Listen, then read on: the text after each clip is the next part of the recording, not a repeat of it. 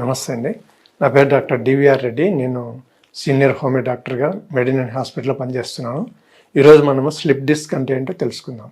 Slip disc అనేది మనకు lumbar అంటే వెన్నెముకకు సంబంధించిన ప్రాబ్లం ఇది. అంటే ఎక్కువ ఓవర్ వెయిట్ ఉండే వాళ్ళలో కానీ, ఎక్కువ కష్టపడి బరువులు మోసే వాళ్ళలో కానీ, అంటే వ్యవసాయం చేసే పనులలో కూలీలు కానీ, ఇలా అంటే వీళ్ళకు వెన్నెముక సమస్యలు ఎక్కువగా వస్తుంటాయి. ఎందుకంటే వాళ్ళు ఎక్కువ గంటలు డే మొత్తం పనిచేయాల్సి ఉంటుంది. తర్వాత వాళ్ళకు శరీరానికి ఆహారం సరైనంత లేకున్నా కూడా పని ఎక్కువగా ఉంటుంది, ఆహారం న్యూట్రిషన్ ఫుడ్ తక్కువగా ఉంటుంది. సో దానివల్ల వాళ్ళకు సమస్యలు ఎక్కువగా వస్తుంటాయి.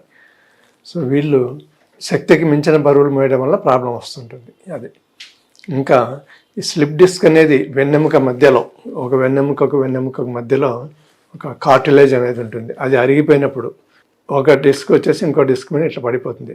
ఈ మధ్యలో కార్టిలేజ్కి మధ్యలో నరాలు అంటే మెదడు నుంచి వచ్చే నరాలు ప్రెషర్ పడిపోయి పెయిన్ అనేది వస్తుంటుంది అనమాట. మెడ దగ్గర అయితే ఇక్కడ సర్వైకల్ పెయిన్ అనేది వస్తుంది, అంటే సర్వైకల్ స్పాండిలైటిస్ అంటారు. నడుము దగ్గర వస్తే లంబార్ స్పాండిలైటిస్ అంటారు. సో జనరల్గా C6, C7 ఈ లెవెల్లో మనకు వెన్నెముకకు సర్వైకల్ స్పాండిలైటిస్ వచ్చే అవకాశం ఉంటుంది. సర్వైకల్ స్పాండిలైటిస్ వచ్చినప్పుడు లెఫ్ట్ హ్యాండ్ కానీ రైట్ హ్యాండ్ కానీ పెయిన్ రావడము లేదా తిమ్మిర్లు రావడము జరుగుతుంటుంది. తర్వాత మజిల్ కూడా వీక్ అయిపోతుంటుంది. ఇవి లక్షణాలు ముఖ్యంగా. ఇవి జనరల్గా ఎందుకు వస్తుంది, కొంతమంది నిద్రపోయేటప్పుడు దిండు చాలా హైట్ పెట్టుకొని పడుకోవడం వల్ల కూడా వెన్నెముక పొజిషన్ కరెక్ట్గా లేకపోవడం వల్ల ఎముకలు అరిగిపోయే అవకాశం ఉంటుంది. తర్వాత తలపైన ఎక్కువ బరువు పెట్టుకుని మోసేవాళ్ళు, కూలీలు ఇలాంటి వాళ్ళను కూడా ఇప్పుడు రైల్వే స్టేషన్లలో బ్యాగ్స్ ఎక్కువగా మోస్తుంటారు కదా, వాళ్ళకు కూడా తొందరగా ఎముకలు అరిగిపోయే అవకాశం ఉంటుంది.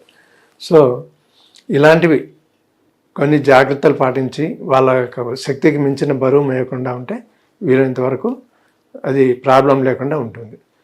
ఈ ప్రాబ్లం వచ్చినప్పుడు జనరల్గా సర్వైకల్ స్పాండిలైటిస్ వస్తే సర్వైకల్ కాలర్ అనేది ఉంటుంది, అది పెట్టుకొని సపోర్ట్గా కొన్ని మందులు వాడుకోవడం వలన, కొన్ని ఎక్సర్సైజులు, తర్వాత పడుకునే విధానం, లైఫ్ స్టైల్ మార్చుకోవడం వల్ల కొంత బెనిఫిట్ అనేది వస్తుంది.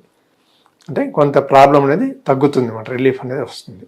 ఇది సర్వైకల్ ఇది తర్వాత లంబార్ స్పాండిలైటిస్లో లంబార్ బెల్ట్ అడ్వైజ్ చేస్తుంటారు జనరల్గా డాక్టర్స్. అంటే ఆ వెన్నెముక కణాలు పక్కకు తొలగకుండా, తర్వాత ఇంకా ప్రాబ్లం పెరగకుండా కంట్రోల్ చేయడానికి అది ఉపయోగపడుతుంది.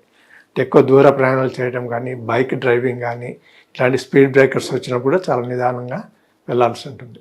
సో ఇలాంటి సమస్యలన్నీ కూడా వెన్నెముకలకు సంబంధించినవి మనిషికి చాలా ఇంపార్టెంట్. మెడ నొప్పి వచ్చినా భరించడం కష్టం, తర్వాత నడుము నొప్పి వస్తే ఇంకా వేరే పనులు చేసుకోవడం చాలా కష్టమైపోతుంది, ముఖ్యంగా జాబ్ చేయడం కష్టమైపోతుంది. కాబట్టి దూర ప్రయాణాలపై వెళ్ళేటప్పుడు లంబార్ బెల్ట్ పెట్టుకొని సపోర్ట్గా మంచి మందులు, కొన్ని ఎక్సర్సైజులు, అవసరమైతే ఫిజియోథెరపీ ఇలాంటివి కూడా చేసుకోవడం వల్ల తొందరగా రిలీఫ్ రావడం జరుగుతుంటుంది. ఈ స్లిప్ డిస్క్ వచ్చినప్పుడు కొన్ని పనులు చేయకూడదు, కొన్ని చేయొచ్చు. అంటే చిన్న మూమెంట్స్ చేయొచ్చు. ఒక 1/2 కిలోమీటర్ ఇట్లా స్లోగా పోయి రావడం చేయొచ్చు. ఎక్కువ మెట్లు ఎక్కకూడదు, సైకిల్ తొక్కకూడదు, ఇలాంటివి చేయకూడదు అనమాట. తర్వాత దీన్ని ఒక రిస్ట్రిక్టెడ్ మూమెంట్స్ అంటారు, ఆ మూమెంట్ వరకు చేయొచ్చు, అంతకని ఎక్కువ చేయకూడదు. ఎలాంటివి చేయకూడదు అంటే ఎక్కువసేపు గంటన్నర సేపు కూర్చోవడం చేయకూడదు. తర్వాత వెయిట్ తగ్గాలి. ఓవర్ వెయిట్ ఉండే వాళ్ళు కూడా ఎక్కువ వెయిట్ ఉండకుండా వెయిట్ తగ్గడానికి ట్రై చేయాలి. అదేవిధంగా ఈ వైబ్రేషన్, ఇప్పుడు డ్రైవింగ్లో లాంగ్ పోయేటప్పుడు మామూలు సీట్స్ ఉంటాయి, అట్లా కాకుండా యాంటీ వైబ్రేషన్ కుషన్ మార్క్ దొరుకుతుంటుంది, అది వేసుకొని డ్రైవ్ చేయడం వల్ల కొంత బెనిఫిట్ ఉంటుంది. సో ఇలాంటి జాగ్రత్తలు పాటిస్తూ మనము ఈ స్లిప్ డిస్క్ ప్రాబ్లం నుంచి చేయవచ్చు. దీనికి మనము స్లిప్ డిస్క్నే మళ్ళీ మనము దీనికి డిస్క్ బల్జ్ అని కూడా అంటారు అనమాట. ఈ డిస్క్ బల్జ్ వచ్చినప్పుడు కూడా సేమ్ ఇలాంటి జాగ్రత్త పాటించాల్సి ఉంటుంది. మనం హోమియోపతి ట్రీట్మెంట్ తీసుకుంటే దీంట్లో చాలా బెనిఫిట్స్ ఉన్నాయి. కొన్ని మందులు వాడడం వల్ల ఆ తొలగిన వెన్నెముక అదే ప్రాబ్లం డిస్క్ నరం మీద పడకుండా దానికి వేరే మార్గం చూపించడం జరుగుతుంటుంది. దానివల్ల మనకు పెయిన్ అనేది రిలీఫ్ వస్తుంది. తర్వాత కొన్ని స్ట్రెచ్ ఎక్సర్సైజెస్ చేయాలి, పడుకొని యోగాసనాలు కానీ ఇట్లాంటివి చేయడం వల్ల వెన్నెముక అనేది సాగబడి ఆ ప్రెషర్ అనేది నరం మీద పడకుండా దానికి క్రమేణా సెట్ అయిపోతుంది అనమాట. అది ఈ బల్జ్ అనేది దాని మీద పడకుండా ఇండైరెక్ట్గా దాని రూట్ సపరేట్ చేయడం జరుగుతుంటుంది. సో స్ట్రెచ్ ఎక్సర్సైజ్, తర్వాత కొన్ని జాగ్రత్తలు ఇంతకుముందు చెప్పినట్లుగా, అంటే ఎక్కువసేపు కూర్చోకుండా ఉండడం, తర్వాత ఈ ఎక్కువ వెయిట్ తగ్గించుకోవడము, అంటే ఓవర్ వెయిట్ ఉండేవాళ్ళు వెయిట్ తగ్గడం, తర్వాత వచ్చేసి ఇంకా కొన్ని ఇది లంబార్ బెల్ట్ ఇట్లాంటి సపోర్ట్గా పెట్టుకొని మన పని మనం రెగ్యులర్గా చేసుకోవడానికి వీలే విధంగా ప్లాన్ చేసుకోవడం. హోమియోపతిలో ఇలాంటివి వాటికి ఎలాంటి మందులు అంటే రస్టాక్స్, బ్రయోనియా, లైగోబోడియం, ఇంకా సైలీషియా, క్యాల్కారిఫ్లోర్, గ్నెఫాలియం ఇలాంటి మందులు చాలా మందులు ఉన్నాయి.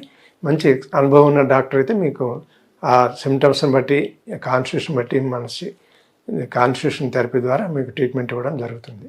సో మీకు దగ్గరలో ఉన్న మెడిసిన్ హాస్పిటల్లో సంప్రదిస్తే మీకు మంచి వైద్యం లభిస్తుంది.